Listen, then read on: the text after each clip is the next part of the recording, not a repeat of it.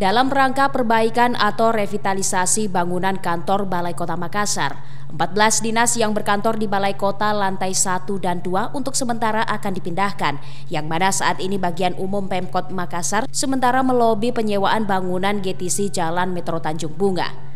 Sebelumnya, pemerintah Kota Makassar diberi penawaran harga sewa gedung GTC sebesar 4 miliar rupiah selama 1 tahun atau hingga Desember 2023. Namun untuk mengefisienkan anggaran, pemerintah Kota Makassar berupaya melakukan penawaran hingga 50% dari yang diberikan pihak GTC.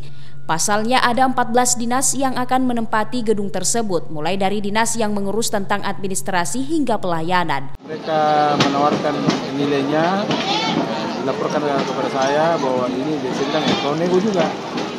Nego ke sana, paling tidak minta seperduanya dulu lah dari harga itu kan. Harga itu, karena mereka kan tanggung semua, listrik atau AC-nya, kebersihannya, keamanannya oleh mereka semua.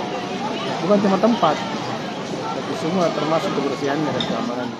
Revitalisasi bangunan Balai Kota rencananya akan dimulai pada 2 Mei 2023 ini, sehingga sejumlah OPD yang akan berpindah kantor sementara telah menyiapkan seluruh berkas penting untuk dipindahkan ke kantor sementara.